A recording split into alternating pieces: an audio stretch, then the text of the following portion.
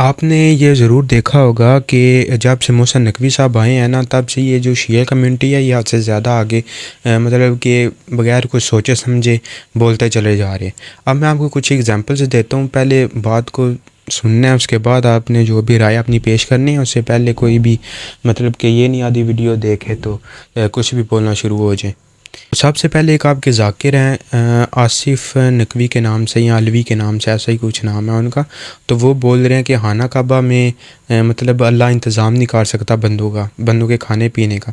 وہاں سے حاجی اگر آئے تو اس کے سر پہ قرآن رکھ کے پوچھنا کہ کتنے ریال کی تمہیں پانی کی بوتل ملی تھی، اور ایک بندہ جو کربلا سے آیا اس سے پوچھنا کہ تم نے خود خریدا تھا کہ حسین نے کھلایا تھا۔ حاجی حج کر کے واپس آ رہے ہیں، سروں پہ قرآن رکھ کے پوچھو پانی کی بوتل کتنے ریال کی تھی، کھانا کتنے ریال میں کھایا۔ حسین کے شہر سے کوئی واپس آئے، سر پہ قرآن رکھ کے پوچھنا کہ کھانا تو نے لیا تھا یا حسین نے دیا تھا۔ دونوں میں زمین آسمان کا فرق ہے۔ پھر آپ اگر چلے آپ کی بات مان لیتے ہیں، ہم مان لیتے ہیں کہ وہاں پہ خرچہ نہیں ہوتا یا سستی چیزیں ملتی ہیں، تو وہاں پہ اگر کچھ مفت میں ملتا ہے تو کسی نے خرید کے آپ کو مفت دیا نا، جو وہ بانٹ رہے تھے تو آپ کو کسی نے خرید کے دیا ہوگا نا، ایسے مفت تو نہیں۔ اور اگر چلے عام بھی جاتا اور وہ کہتا ہے کہ سستی چیزیں تھیں، پھر آپ مجھے ایک بات کا جواب دے دیں کہ 9 اور 10 محرم کو وہ چیزیں جو محرم سے پہلے 60-70 روپے کی ملتی تھیں، جیسے اگربتی ہوگی یا گلاب کے پھول کی پتیاں ہوگی، صحیح ہے، وہی چیزیں آپ 200-250 میں دے رہے ہیں۔ آپ مجھے بتائیں کہ یہ آسانی ہے عوام کے لیے یا مشکلات ہیں؟ دوسری طرف ایک اور ذاکر ہیں، وہ کہتے ہیں کہ نعوذ باللہ اللہ کا جو گھر ہے مطلب خانہ کعبہ وہ بہت بے برکت ہے، اس میں اللہ نہیں آتا، اور اللہ بولتا ہے کہ میں نے رکھے ہوئے ہیں وہاں پہ۔ اب یہ بتائیں، یہ کوئی سٹیٹمنٹ ہے؟ کوئی بندہ جس کی سینسز کام کر رہی ہیں وہ ایسی بات کر سکتا ہے؟ میں تو جدوں گیا کعبے نوں کنڈی وجی ہوندی ہے، ویسے اینی دیر جنوں کنڈی وجی رہے نا، لوگ آندے نے مکان چنگا ہے، بنیا بھی چنگا ہے، یار کمال ہے، پر 2 سال ہوئے نے جدوں دا بنیا وچ ہی کوئی نہیں آیا، ایڈا بے برکتا۔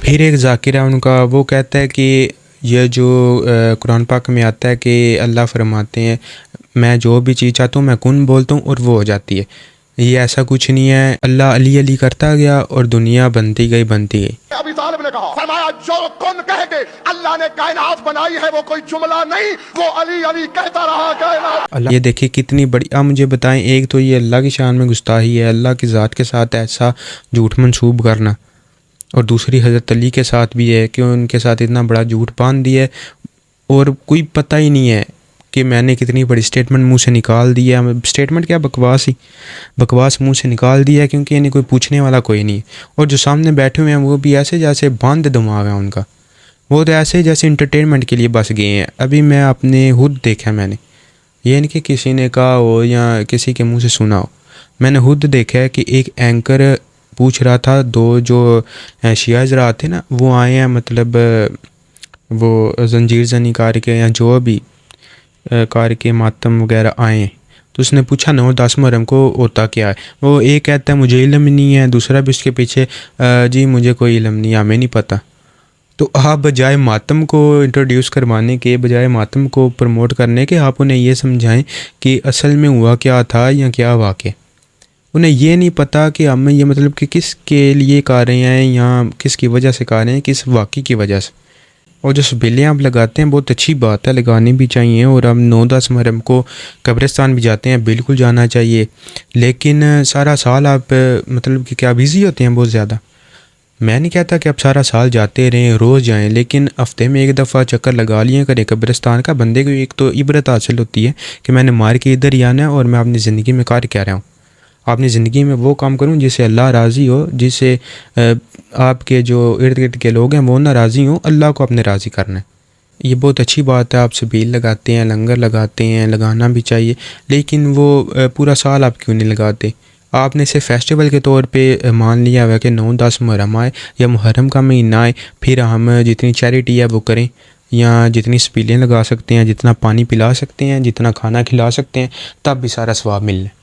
تو میرا شیعہ حضرات سے کوئی کسی قسم کا کوئی اختلاف نہیں ہے، بس میں یہ کچھ جو چند بندے ان سے اختلاف ہے کہ آپ ایک وہ جو ابھی اس کی اتنی ایج نہیں ہے، ینگ ہے لڑکا، ماشاءاللہ بہت پیارا لڑکا بھی ہے، وہ کافی قد والا بھی ہے، وہ کہہ رہا تھا کہ آج ہیں 2، ایک اللہ والا اور ایک عشق والا. مجھے نہیں سمجھ آتی یہ اللہ نے ایک آج رکھا ہی صرف آپ نے لی ہوا ہے تو دوسرا کہاں سے آ گیا. چلو یہاں پہ اسٹیٹمنٹ ختم ہو جاتی نا تب بھی اسے کم کرٹیسائز کرتے. اس نے آگے سے یہ بول دیا کہ جو عشق والا حج ہے نا وہ کرنے سے اللہ والے 70 حج مل جاتے ہیں. اب مجھے بتائیں یہ دماغ سے ہلے ہوئے ہیں ویسے ہی شور مچاتے رہیں گے. میرے بھائی حج ہیں دو، ایک ہے وہ جو مکہ میں ہوتا ہے، ایک ہے وہ جو کربلا میں ہوتا ہے. حج بتاؤں گا دو، ایک اسلام والا، ایک عشق والا. اب وہ والا جو حج ہے، ایک حج وہ، ایک یہ، سنتے جائیے. ایک وہ، ایک تو حج ہے وہ، اور جو یہ والا حج ہے نا اس حج کرنے پہ ویسے 70 ملتے ہیں. تو آپ نے اگر دکھ کا اظہار ہے سب کرنا بھی چاہیے لیکن یہ نہیں کہ اپنے آپ کو نقصان پہنچائیں. مجھے نہیں سمجھ آتی کہ عورتیں بھی اور مرد. اب بھی ادھر سے مجھے یاد آ گیا ہے کہ وہ ایک نے کسی نے بولا کہ یہ اب جو بغیرتی کرتے ہیں جلوس میں مطلب کہ عورتیں اور مرد الگ الگ ہو جائیں نا مشترکہ آپ جلوس کیوں نکالتے ہیں. تو وہ آگے سے بجائے یہ کہنے کے کہ ہاں ہم کوشش کریں گے یا کوئی دلیل پیش کرنے کے کہ اس لیے ہم ایسے، وہ آگے سے کہہ رہا ہے پہلے جا کے مکے کی بغیرتی ختم کرو. بڑا کوئی سور آدمی ہے وہ جس نے یہ بولا تھا. میں آگے اس کی ویڈیو لگا دیتا ہوں تاکہ آپ یہ نہ بولیں کہ آپ خود سے لگے ہوئے ہو یا جو بھی. مرد بھی دوڑیں گے، عورت بھی دوڑے گی کہ مشترکہ جلوس کو بے غیرتی کہنے والوں پہلے مکے کی یہ بے غیرتی بند کرو. اس لیے میں ساری ریفرنسز ساتھ دیتا ہوں تاکہ کوئی بندہ یہ نہ بولے کہ تم جھوٹ بول رہے ہو یا اپنے سے لگے ہوئے ہو یا پہلے پوری ویڈیو دیکھو. اس طرح کی کومنٹس مجھے انسٹاگرام پہ بہت زیادہ آتے ہیں لیکن میں یوٹیوب پہ پھر ان کی کرتا بھی ہوں کہ یہ دیکھیں، ان کی صلاح کرتا بھی ہوں کہ میں اپنے سے لگا ہوا اور بہت سی چیزیں ہیں. آپ خود دیکھ لیں نا، مجھے دفع کریں، مجھے نہ بتائیں. آپ ٹک ٹاک بھرا ہوا ہے، انسٹاگرام بھرا ہوا ہے، یوٹیوب پہ آپ دیکھ لیں. ویسے بھی بہت ساری چیزیں دیکھتے ہیں، یہ بھی دیکھ لیں تاکہ آپ کا دماغ کھلے. آپ خود کتابیں پڑھیں تو آپ کو سمجھ آئے نا. آپ کو سمجھ نہیں ایسے آئے گی جو ذاکروں نے بول دیے تب ایسا ہوا تھا. مظلوم پیش کرتے ہیں جی امام صاحب کمزور تھے ان پہ ظلم ہوا ہے. یہ نہیں بولتے کہ انہوں نے گردن کٹوا لیا لیکن بیعت نہیں کی.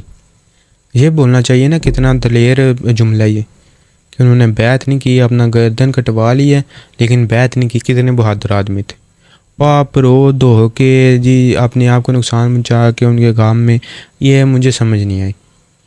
تو اگر مجھ سے کوئی غلط بیانی ہوئی ہو تو آپ میری اصلاح کر دیں، ورنہ آپ دیکھیں سمجھیں کہ لوگ کیا کیا بول رہے ہیں یا آپ کے ذاکر ہیں جو وہ کیا بول رہے ہیں یا انہیں سمجھانے کی کوشش کریں. سب سے پہلے آپ کا مذہب ہی ہے اسلام، اس کو آپ نے اسی طرح نفاذ نہیں کرنا تو پھر آپ جتنے مرضی قانون بنا لیں، پاکستان میں ویسے کوئی نہیں ہے اور بھی بنا لیں آپ، اس کا نفاذ کوئی نہیں ہونا. تو اللہ اس قوم پہ رحم کرے اور ہمیں ایک ایسی حکمران دے جو کہ واقعی لائل ہوں پاکستان کے ساتھ اور وہ قانون کا نفاذ کرے.